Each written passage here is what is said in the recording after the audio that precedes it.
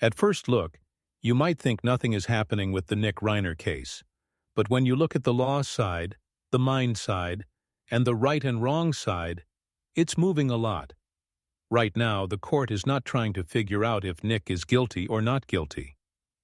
It's trying to figure out if he can even understand what's real. Stick around, because when you hear what doctors, people who know things, and investigators say was going on in Nick's head in the weeks and days before his parents got killed, this whole thing gets way scarier and way more mixed up than it looks at first. And we hear from someone who says they knew Nick Reiner in rehab and talks about a hidden anger they saw in Nick towards something surprising. I'm Lauren Matias, and this is Hidden True Crime. Nick Reiner is charged with 2 counts of first-degree murder for stabbing his parents, Rob and Michele Reiner, to death. Both are big Hollywood stars. Prosecutors also added special circumstances, which is huge in court, because if he's found guilty, he could get life in prison with no chance of getting out, or even the death penalty, depending on what happens next with the case. These are some of the worst charges anyone can get. And yet, we are still not even at the part where Nick says if he's guilty or not guilty. We haven't reached that step yet. And that makes a lot of people wonder, me too, because usually by now there would be an arraignment where they ask, do you plead guilty or not guilty? That's when the person officially hears the charges. But Nick hasn't done that yet. One big reason is his first lawyer, Alan Jackson, suddenly quit the case. The judge gave more time so the Los Angeles Public Defender's Office could come in, look at all the evidence, and most important, check Nick's mental health before anything else happens. That wait is really important because if there are big worries about whether the person can think clearly enough for court, the court can't just keep going. Being competent to stand trial is the first big question, not the same as being insane. If someone isn't mentally able to handle the case, everything in court pretty much stops right there. And for Nick right now, whether he's competent is the main thing everyone is focused on. When people say Nick might not be competent to stand trial, you really need to get what that means and what it doesn't mean. It doesn't mean the court decided he's legally insane. It doesn't make the charges go away. And it sure doesn't mean anyone is saying what happened was okay. Being competent is a very specific legal rule. It just asks 2 things. Does the person understand the charges against them? And can they actually help their lawyer defend them in a real way? That's all it is. And from different people who know about Nick's situation, the worry is that right now he can't do either one of those. One producer who worked on a TMZ story said Nick acts almost like a little kid while he's locked up, like a child. That description really jumps out. That person said Nick knows he killed his parents, but he can't deal with what that means or figure out where he is right now. Another person said even though Nick knows he did the murders, he doesn't get what jail is really like, what the court steps are, or what happens after. That difference matters a lot because you can know what you did and still not be able to go through a trial legally. So right now the court isn't deciding if he's guilty or innocent. It's deciding if Nick is mentally okay enough for the case to go on at all. Until they answer that, from the outside everything looks stuck. But news stories also shared another really upsetting detail about the days right before the murders. People close to the investigation say Nick talked about wanting to get a gun not long before his parents were killed. Authorities haven't said for sure that he tried hard to get one, but just wanting it worried people a lot. One person who knows the situation said the real problem wasn't what weapon ended up being used, but what Nick seemed to be thinking in those last days. Was he planning something like this? Like one person said, the worry wasn't about what he had or didn't have for a weapon. It was about what was in his head that made him want a gun. People also say things got bad really fast in the days before Rob and Michele were killed. One person close to the investigation called the change sudden and said everything got intense super quick. What really stood out to people watching was that Nick didn't look scared or panicked. Instead, he seemed focused, which made it even creepier considering how his mind was at the time. Another person inside said when you put Nick's talk about wanting a gun together with the paranoia and weird beliefs doctors later wrote down, it makes everything more worrying. And even though police said a knife was used for the stabbing, people say that focus on a gun still matters a lot when looking at what was happening in his head. Right in that short time before the murders, Nick has been in a confused and mixed-up mental state ever since he got arrested. Reports say he has a hard time understanding even simple things surround him. He knows his parents are dead, and that he caused it, according to people who know. But he doesn't really get why he's being held, or what all the court stuff means. Doctors checking him have seen ongoing delusional thoughts. Nick thinks he's caught up in a big conspiracy, like he's being framed. Or people don't understand him, or outside people are after him. He believes there's a conspiracy to keep him locked in jail because he can't see or accept that what he did to his parents is why he's there. This matches what we've been saying lately and what's in our documentary tonight, that Nick Reiner was diagnosed with a really bad mental illness called schizoaffective disorder, which causes things like seeing and hearing stuff that's not there, false beliefs, depressions, super high energy, and more. He got diagnosed around 2020 and started meds that were helping. But in the last month before the murders, doctors switched his meds. Nick lost control completely. This ongoing break from reality is a huge problem for the law.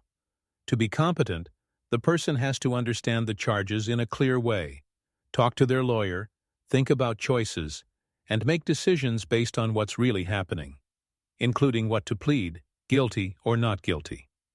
Right now, people say Nick just can't do that. Jail psychiatrists are still working to fix his meds, and people say the treatment hasn't calmed him down yet.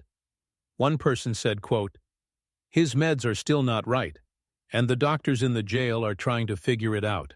He's still delusional." End quote. This matters because not being competent doesn't have to last forever. In theory, the right meds and help can bring someone back to being competent. That's why the court is waiting, and doctors are pushing to find the right mix. But the same people say it's going slow. And like we said before, Nick was first said to have schizophrenia. But now lots of places say his real diagnosis is schizoaffective disorder. Schizoaffective disorder mixes schizophrenia stuff like paranoia and false beliefs with mood problems too. Experts say treating it is super hard and changing meds has to be done very carefully. Let me just say, schizoaffective fits. Schizoaffective isn't always getting worse like schizophrenia can be, but it has some of the same signs. People can seem strange, they can be socially out of it, and not see things normally. They can get delusional, they can hallucinate, they can have really bad mood swings, but there's something special about schizoaffective. At one point it was almost seen as a personality disorder, and it's really tough to be around, and really tough for the person who has it. So Harvey, you said we can't guess why he stopped the meds. I can't guess. I'm going to guess a couple things because people with psychotic problems often stop taking meds, or refuse them, or push their doctor to change them because of different reasons. Some are real complaints. These antipsychotic meds can feel really bad sometimes. And as doctors, we're always trying to find something that stops the bad symptoms but doesn't make the person miserable. It might have been a good idea. It might have seemed reasonable then. It turned out wrong, but it could have looked okay at the time. In Nick's case, more and more people worry his problems didn't start in jail or just right before the murders. People say it started weeks earlier after a big change in his mental health meds. Nick had been steady on his old meds, but he started complaining about gaining weight, which is actually pretty common with some antipsychotic drugs. We checked with our sources again and confirmed yes, Nick Reiner complained he gained weight from the drugs. Doctors listened, switched his meds, and he completely lost it. Right. Doctors changed his medication about a month before the murders. And according to TMZ's Harvey Levin, that switch quote messed Nick up profoundly. For someone with serious mental illness like schizoaffective disorder, big or sudden med changes can shake them up badly. Experts say those changes can make false beliefs worse, make someone agitated, confused, and lower their control over impulses. In Nick's case, the med switch happened at the same time as more wild behavior and paranoid thoughts that showed up later in jail checks. And some people close to the family think Nick should have had closer watching during that med change time instead of being left alone or just his parents handling it. The point isn't to say what happened was okay, but to see why mental health people call that time especially dangerous. Even with watching, med changes can throw off someone with a long-term serious illness, especially when drugs are involved too. However, doctors could have put Nick in a short hospital stay for up to 14 days to get him steady. The state is really bad at how it lets us help these people. Now, we don't know what they tried or what happened. We don't know if Nick said no to going in. We just don't know the details there. Clearly it was wrong not to hospitalize him to get him stable, but maybe the law and Nick himself made that impossible. And drug use is definitely part of Nick's past. Reports say he tried heroin, methamphetamine, and cocaine over the years. He went through at least 18 rehab stays, sometimes getting clean for a short time before going back. That up and down is common for people with long addiction. But for Nick, it made his mental illness much worse. Drugs can make schizoaffective symptoms way stronger. Meth especially makes paranoia and anger worse. People call it meth rage sometimes. Cocaine and heroin can make mood swings, false beliefs, and bad decisions much bigger. Using drugs for a long time can also make mental meds work less, so getting steady is even harder. Now, the way he killed them, Mark, was so brutal. It was carnage. I mean, I'm not going to say what we were told, but it is awful. The condition those bodies were in. And we talked to Dr. Drew about this, and he also believes, and we can get into this, why Nick Reiner may have been on meth, and if he was at Exposition Park looking for drugs when he was arrested, that probably wasn't his first time that month. Here's what Drew said. The kind of violence that was on display here to me still reads methamphetamine. I keep saying that over and over again. It's not enough to have decompensated schizoaffective for the level of the violence. And when he was picked up, it's worth trying to understand what part of town was he in. What was he doing there? Yeah. Was he near MacArthur Park? It was a drug area. It was a drug spot. Guess what? That didn't start that night. That probably started earlier. He needed more and he went to get more. Probably. I don't have any direct knowledge of this, but methamphetamine is the drug of violence. Well, like Drew is saying, probably, but when you start connecting the dots, Mark, if he was going off the rails a month before the murders, he may well have been doing meth a week, 2 weeks, 3 weeks before he ended up killing them. I never realized how much I was clenching my teeth at night until I started waking up with jaw tension. It's one of those habits you don't notice, but your teeth definitely do. And that's why this year I'm using Remy. If you're part of the 30% of Americans who grind or clench their teeth, your smile needs protection too. Remy's custom night guards are clinically tested and FDA cleared to protect your teeth from grinding, help reduce jaw tension and facial muscle strain, and support better sleep. You get the same professional quality and comfort as a dentist-made night guard, but Remy, get this, costs about 80% less and is much more convenient. Here's how it works. Remy sends an impression kit to your door.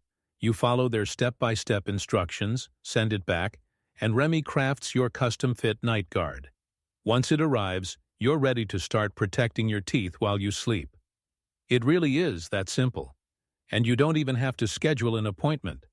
Start the new year right and use code HIDDEN to get 50% off your new night guard. That's 50% off at shopremy.com/hidden with code HIDDEN. Thank you, Remy, for sponsoring this episode. A psychiatrist named Dr. Joseph Witt Doreen from the channel Dr. Joseph explained, quote, "When you're altering your brain chemistry with illicit substances, it can exacerbate the symptoms and make them exponentially worse." End quote. That creates a perfect storm. A brain already open to false beliefs and mood problems mixed with drugs that make psychosis worse and take away self-control. And while investigators haven't said for sure Nick used meth right when the murders happened, his past with stimulant drugs plus the med change and his ongoing mental illness makes a believable and really worrying picture. Experts also said many of Nick's rehab times were short and mostly about stopping drugs, not handling both addiction and mental health together. Short programs can help someone clean up or stay sober for a bit, but they don't give the long, steady care someone like Nick really needs. Dr. Drew Pinsky said for someone with a complicated situation like Nick's, a 30-day rehab is almost useless, and people like him need long-term structured care, sometimes forever. In Nick's case, drugs and mental illness made each other worse, making it super hard to handle. Years before the terrible thing in Brentwood, Nick's family tried one of the strongest steps California law allows, a court-ordered mental health conservatorship. By 2020, his problems got really bad. A friend said he couldn't take care of himself, lived on the streets, did drugs, didn't eat, and refused rehab, all during the worst of COVID. Under California's Lanterman-Petras Short Act, the court picked someone to handle his medical care and money. For a while it helped. A family friend said he seemed better because he was getting drug tested and forced to take his meds. Police records show officers went to the Reiner home many times in the years before the murders. They were called to the Brentwood house at least 6 times over 12 years for things like possible family fights, welfare checks, and mental health worries. One police source said Brentwood is usually calm, so many calls to that house stood out to officers who remembered going there again and again. Still, the conservatorship was only for a short time. After 1 year, Nick was called stable and no longer gravely disabled, so the court didn't keep it going. Once that watching stopped, friends say his actions got bad fast. He went back to old ways and really hated losing his freedom from the conservatorship. Friends said he hated being under someone's control. And one friend said just talking about another conservatorship would have made him explode. Nick cared about being free more than anything, even when that freedom hurt him. And even with all that, Nick's parents kept helping him with money, feelings, and even legal stuff. They never stopped helping even when his actions got scary or hard to predict. They never gave up on him. That pull between always supporting him and Nick fighting against help is a big part of this whole story. We're also hearing a full first-hand story from a guy named Danny Filler, who says he roomed with Nick Reiner at a fancy rehab place in Malibu when they were both only 15. In an interview, Danny said Nick was his first roommate there. At first, Nick seemed nice and funny, but Danny says Nick had another side that could change quick. Danny remembers staying up talking after lights out, and some things Nick said were creepy. Danny called it, quote, very, very chilling, especially from another kid the same age. Danny says what hit him hardest was Nick's anger at his parents. And according to Danny, Nick would go on and on at night about how much he hated his parents. Even though, like Danny said, Rob and Michele Reiner were doing everything possible to help him. He says they spent millions on treatment, came to every family therapy group, every session, and stayed involved, which Danny said was rare compared to other families there. At one point, Danny says Nick's anger seemed connected to his dad's fame. He said, quote, he really just had oppressed anger towards the fame. And this catches my attention because of those rumors about the Christmas party, right? Rumors that Nick asked people if they were famous at Conan O'Brien's Christmas party, just hours before the murders. Interesting to hear he might have hidden anger about fame. He added that Nick showed no gratitude or thanks and just wanted to party while his family was trying to get him better. There were also times he got explosive. Danny says he saw Nick attack another teen physically, and then Nick got mad at him too after something he said. So staff had to jump in. Now before we go on, I want to remind everyone, this all comes from stuff when Nick was 15 years old. 15. And come on, lots of 15-year-olds get mad at their parents especially when they're fighting addiction, mental health stuff, or feeling stuck in a place they didn't pick. Teens don't have the best view on things, controlling kids' emotions, thanking people for help, or a fully grown brain, even from families that love them. Danny even says every kid in rehab complained about their parents. The difference he saw was most kids still felt thankful. Nick didn't, at least back then, according to Danny. Danny says he lost contact with Nick after rehab, but when he saw the news about Rob and Michele Reiner being murdered, he said, quote, "As soon as I saw it, I knew exactly who it was." That's chilling, right? He made sure to say one thing clearly. Rob and Michele loved their son so much. And in his words, quote, "Nick is not insane," end quote. At the same time, it's important to remember this is just a moment from a hard time in Nick's teen years, when feelings are huge. Thinking isn't clear. Anger can feel bigger than what's real, especially at that age. I mean, has anyone gone back to their old journals from when they were 15? Let's try to keep it in balance. Or at least I'm trying. But moving on to the night before the murders, we know Nick went to a party at Conan O'Brien's with his parents who wanted to keep an eye on him, right? That was the quote. They wanted to keep an eye on him. People there noticed he acted weird and not social. He stared at people for a long time. We're hearing he asked strange or wrong questions. Remember asking if people were famous? And he had a loud fight with his dad. Mental health experts say things like that can push someone fragile right away. Psychiatric expert Dr. Eugene Lucas said experiences like this can affect how someone acts, and usually the things that set it off happen within 24 hours. So after his parents' bodies were found, Nick was picked up later that day near Exposition Park by USC. People who know the area say it's a spot where drugs are easy to get. One local said, quote, "It's a drug den. You can get whatever you're looking for." He looked familiar. That was a quote. He looked familiar, and that adds more worry to the timeline. So at night it's a different world, right? Man, it's like Vegas at night on the streets. Really? Everything's lit up.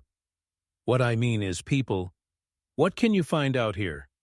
There's whatever you're looking for, bro. Specifically like meth, you can get meth. You can get whatever you're looking for, bro. And this is known. This is well known. I'm not going to say how known, but you get whatever you're looking for. Well, listen, man, obviously I'm curious. Have you ever seen this guy particularly? He was arrested a while back. Right, Rob Reiner's son. I don't know if you heard the story, but big tragedy. He does look familiar. He looks familiar. You might have seen him out here. Yeah, probably? Yeah.